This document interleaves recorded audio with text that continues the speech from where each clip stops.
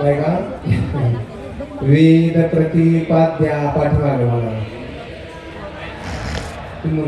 जय जय स्वसंवेद्या आत्मरूपा वा एक ओळी आपली झाली. पारायणाचा आरंभ झाला. हजारो भाविकांच्या संख्येमध्ये या ठिकाणी पारायण होत आहे. खरं तर इथून पाहिलं असं वेगळं दिसतंय वातावरण. महाराष्ट्रात रेकॉर्ड ब्रेक असं पारायण या 10 वर्षात होते. एवढी गर्दी कुठंच झाली नाही अशी संख्या या ठिकाणी उपस्थित आहे. तुम्हाला सांगतो अगदी सगळी व्यवस्था या ठिकाणी संपन्न झालेली आहे. व्यवस्थेत कमी थोडेसे बदल होत राहतील, कमी होत राहील, परंतु सगळ्यांनी वेळेचं सहकार्य करूया. उद्या बरोबर कोणत्यामुळेही पारायणाची वेळ आपल्याला थांबवता येणार नाही. आज सुद्धा अगदी वेळ 7 वाजताच पारायण सुरू झालेलं आहे. यात कोणतं हे नाहीये आणि 10 वाजता ते पारायण या ठिकाणी थांबेल याची काळजी आपण घेणारच आहोत. कारण पुढं कोणाला जायचं असेल तर त्याचंही काही हे नको आणि जास्तीत जास्त संख्येने आपण पारायणाला बसवायचं आहे.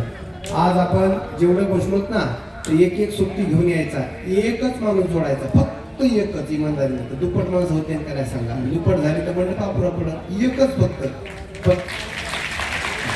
एवढ्या माणसाने एक आणायचं, त्याच्या पाया पडायचं, त्याला काही म्हणा तुम्ही, त्याला खुश करा, पण त्याला म्हणायचं भाऊ तुला पारायण घ्यावाच लागत आहे. आणि एक जर व्यक्ती आणला तर ज्ञानोबाऱ्यांच्या या पुण्य पावन या भूमीमध्ये आपण महादान केल्याचं पुण्य तुम्हाला सांगतो, महान सेवा केल्याचं पुण्य आहे. आमचे जिवाळ्यावाले बंधू आमचे अमोलदादा यांचा काल वाढदिवस होता आणि तेवढ्या याच्यामध्ये काल जे काही तुम्ही शूटिंग वगैरे पाहत होता ना त्यांनी खूप मोठी सेवा केली. त्यांच्याकरता टाळी वाजवा. आता ते आपण लाईव्ह प्रेक्षण महाराष्ट्राला दाखवणार आहेत आणि आपण त्या ठिकाणी दिसणार आहोत. फक्त आपण आता काही व्यवस्था हे करायची, आलेल्या लोकांना जागा द्यायच्या.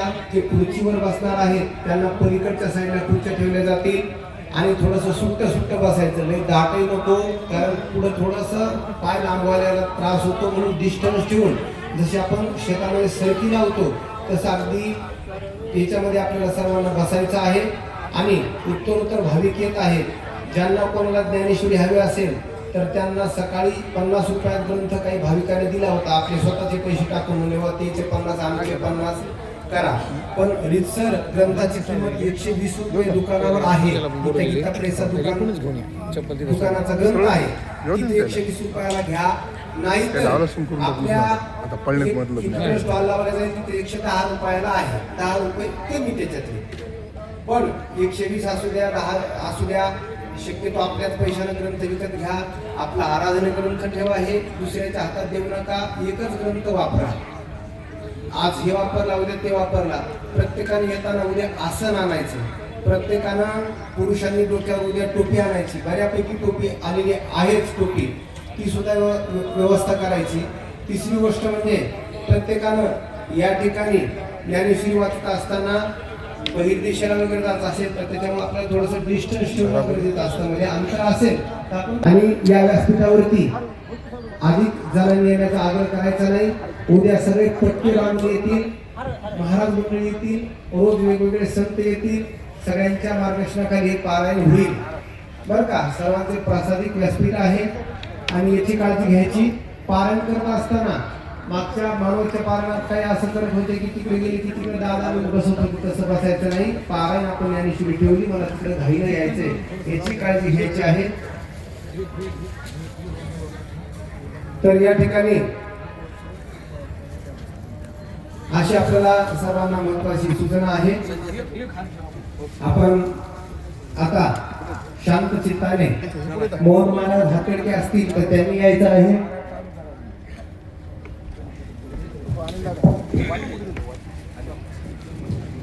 बघा अनेक जण कोणाचे या ठिकाणी अशी सेवा आहे किंवा कोणाला मोठेपणाला इथं काय व्हावं नाही, आपल्याला इथं पूर्ण सेवा करायची.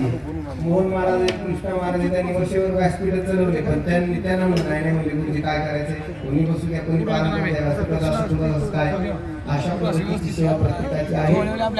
सेवा हो महाराष्ट्राच्या वतीने तमाम साष्टांग प्रणिपात आहे. एवढी शिस्त, एवढं अंतर कापून आपण खेडेपाड्याला आलात, कोणी घरात सोपं नाहीये. अजून काही लोक पण आपण एवढ्या संख्येने आला पण आपल्या चरणी प्रणाम करूया. 10 वाजता पारायण सुटेल.